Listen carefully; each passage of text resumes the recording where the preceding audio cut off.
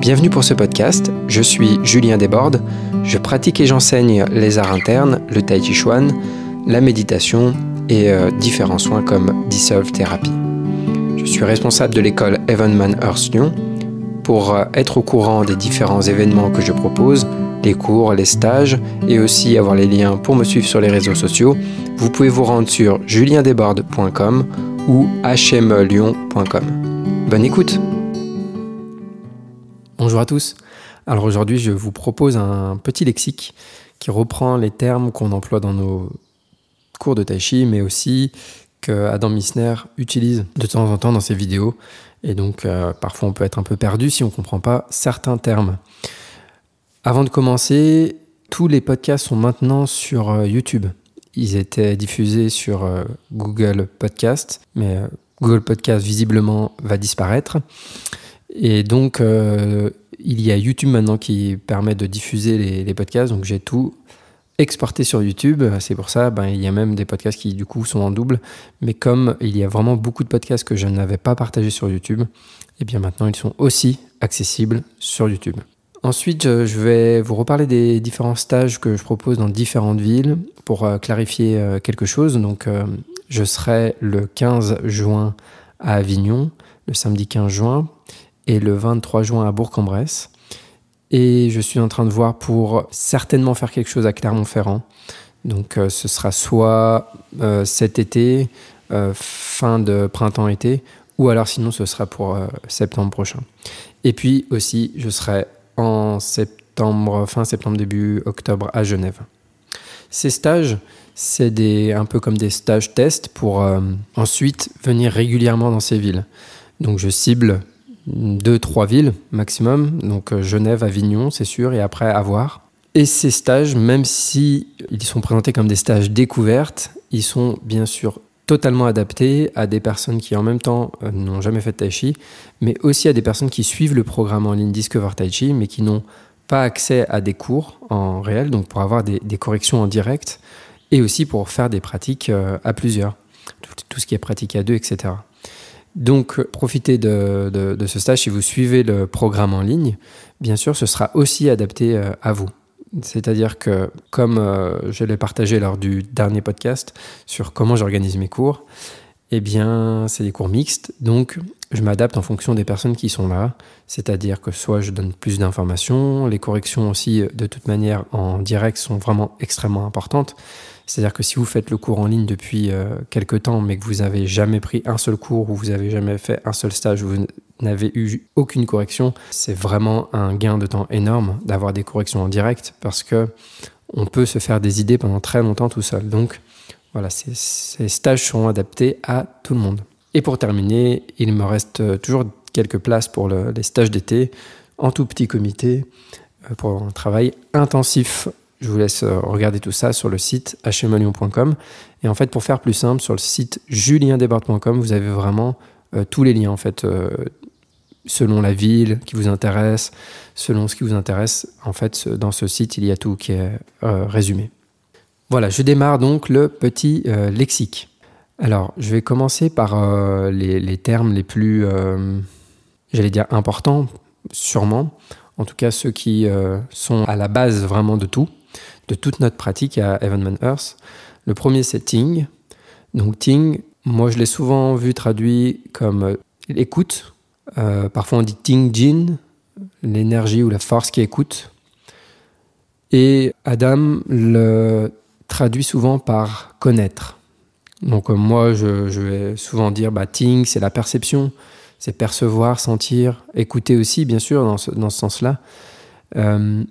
Et quand il vous dit connaître, c'est connaître par la perception directe. Par exemple, connaître c'est quoi, connaître sa main par exemple, parce que quoi du coup c'est un autre terme dont je vais parler après. Connaître sa main, ça veut dire percevoir directement sa main. Et donc on n'a jamais terminé de développer Ting, puisque la perception peut sans cesse se raffiner. Donc voilà, c'est en même temps quelque chose qu'on veut cultiver et en même temps quelque chose dont on a besoin pour cultiver tout le reste en tai chi. Et le deuxième terme, c'est Song. Song, c'est relâcher, libérer, on peut dire lâcher prise. Pour comprendre le processus de Song, il y a bien sûr l'article et aussi le podcast qui parle des 6 niveaux de Song. Ça vous donnera un peu plus d'informations vraiment sur les différents niveaux de Song, mais quand on dit qu'il faut Song, qu'il faut songer, pour en faire un verbe en français, disons que ça nous amène à mentalement relâcher, pour faire simple.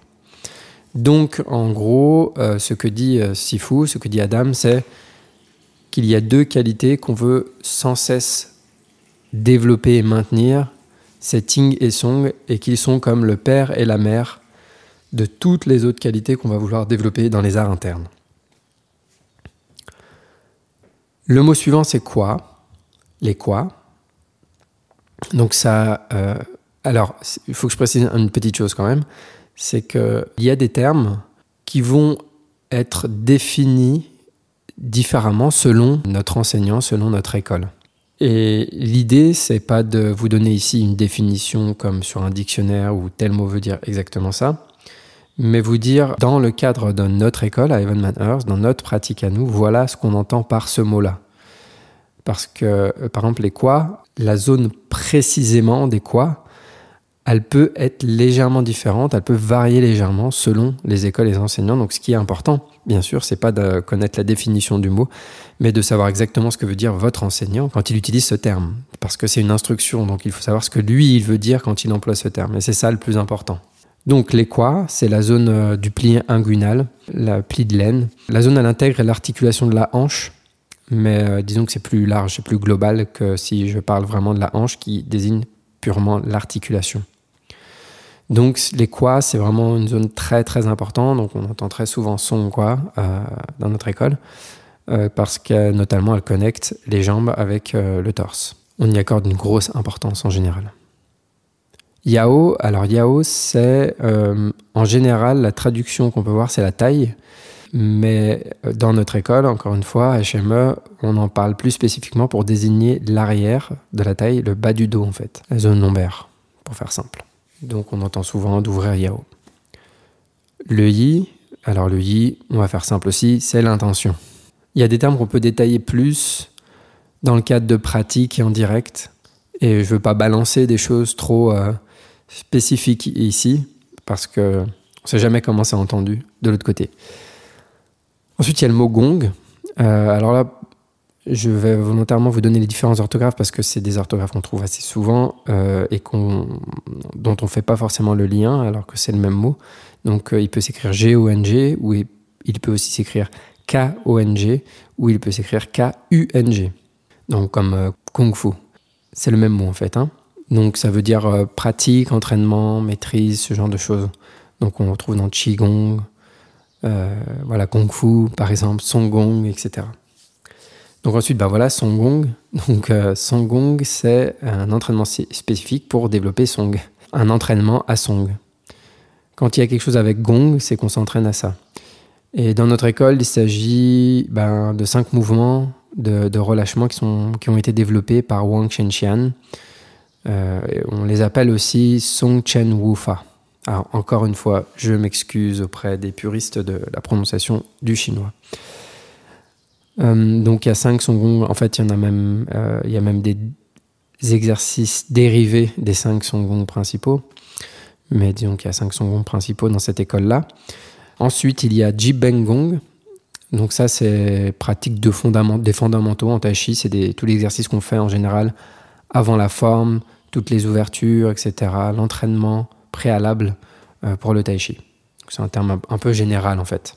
Ensuite, il y a le mot Jin. Jin, J-I-N, qui est la force interne. On la traduit souvent comme la force subtile ou la force raffinée. Donc il existe différents types de Jin. Et en fait, il y a du Jin dans les écoles internes, mais pas que. Et c'est des Jins très différents. Donc selon les écoles, selon la manière dont on cultive ce Jin-là, il peut y avoir plein de Jins différents. Et donc en Tai Chi, il y a les 8 portes qui sont des types de Jin, comme Peng, Peng Jin, Han Jin, Peng Lu Jian, et les autres bien sûr. Mais du coup, j'en parle juste après. Ensuite, il y a le mot Jin-Lu. Jin-Lu, Lu, c'est les chemins, en fait, donc les chemins du Jin. Donc, on entraîne des chemins dans le corps qui vont véhiculer le Jin. Ensuite, il y a Hua, je ne sais pas comment exactement ça se prononce. Hua Jin, c'est la neutraliser, absorber.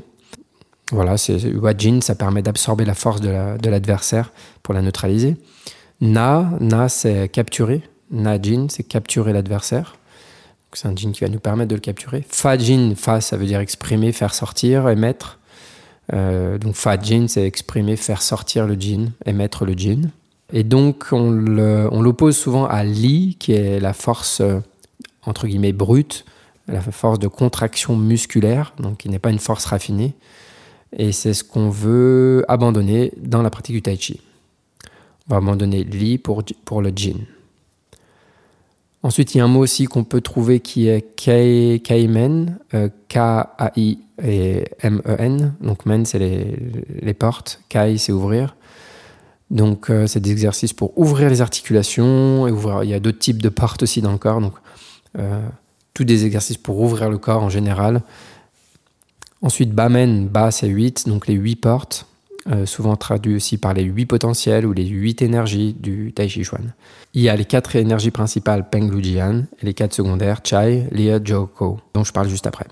Donc justement, il y a Peng. Donc Peng, c'est l'énergie principale et fondamentale. Il y a plusieurs vidéos que je viens de partager avec Sifu, avec Adam qui parle de Peng. Le vrai Peng, il apparaît à travers le développement de Song. Le plus on développe Song et plus on apprend à faire couler le Qi, le plus on va se remplir pour atteindre une certaine plénitude de Qi. Donc le pur Yin, du fait de relâcher, de couler, de descendre, génère le pur Yang et génère la plénitude qui va se manifester sous forme de Peng. Donc le réel Peng, il vient après des années et des années d'entraînement, de faire couler le Qi, etc. pour atteindre la plénitude. Et comme ça demande beaucoup de travail, beaucoup de temps et qu'il faut avoir la réelle méthode pour cultiver ça, il y a beaucoup de faux Peng qui existent, de contrefaçons de Peng avec des façons de faire où on va chercher l'expansion, etc. Qui crée une certaine force, une force élastique, etc. encore, mais qui n'est pas le vrai Peng du Tai Chi. Ensuite, il y a Lu, qui est souvent traduit en français, je crois, par tirer vers l'arrière ou quelque chose comme ça, ou tirer vers le bas ou vers l'arrière. Et en anglais, on a la traduction roll back, qu'on peut traduire par enrouler vers l'arrière. Et en gros, c'est un Peng, mais vers l'arrière, qui est avec une direction vers l'arrière. C'est une manière de rediriger l'énergie de l'adversaire sur le côté vers l'arrière. Ji, qu'on traduit par presser, c'est donc dans la forme, on va avoir un mouvement où les deux mains se rejoignent. Donc là, on travaille le Yi, l'intention de Ji, qui va cultiver la direction de Ji, qui est une pression, 2 points qui se rejoignent. Han, qu'on traduit souvent par pousser ou repousser. Pour nous, c'est plus presser vers le bas, avec la direction vraiment du bas. Donc quand on voit Adam qui pose sa main et quelqu'un qui s'écrase par terre, c'est Han Jin. Chai, qu'on traduit souvent par cueillir, qui permet de déraciner l'adversaire. Lie, qu'on traduit par séparer. Donc là, on s'en sert vraiment très souvent quand on commence à HME. C'est une des premières réponses qu'on va avoir, qu'on va cultiver pour défaire une poussée d'un adversaire. Donc on sépare, on casse un peu son énergie, déchirer la force unie de l'adversaire, on pourrait dire. Zhou, c'est coup de coude, pour faire simple. Et Kao, c'est coup d'épaule, ou on peut dire aussi tamponner. Ensuite, il y a le Tantian, alors qui peut s'écrire D-A-N-T-I-A-N, Dantian, ou T-A-N-T-I-E-N, ou D-A-N-T-I-E-N, si j'ai vu ces différentes écritures. Une zone qui est située dans le bas-ventre. Je ne vais pas rentrer trop dans le détail, si ce n'est que Tantian qu'on veut développer, qui n'est pas quelque chose qu'on a de base, mais quelque chose qu'on cultive.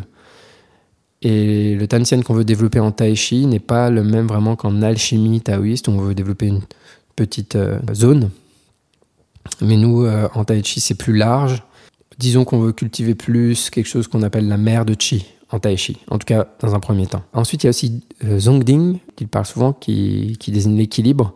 En fait, c'est l'équilibre entre le yin et le yang. Donc, cultiver Zongling, c'est sur plein de plans différents, au niveau corporel, énergie, chi, au niveau mental, au niveau spirituel. Donc, c'est quelque chose qu'on veut cultiver sur plein de plans différents. J'aurais beaucoup de choses à dire sur Zongling, mais voilà, c'est pas le sujet de ce podcast. Peut-être un prochain, on verra. Voilà pour les termes que je vois qu'on utilise. Alors, certains des termes, on les emploie très peu, mais il y en a qu'on emploie vraiment tout le temps. Par exemple, song tout le temps. Kwa, les kwa, yao, voilà, c'est des termes qu'on emploie très souvent. Voilà, si vous avez des questions sur certains termes, n'hésitez pas à me contacter. Je vous souhaite une très bonne pratique et à bientôt.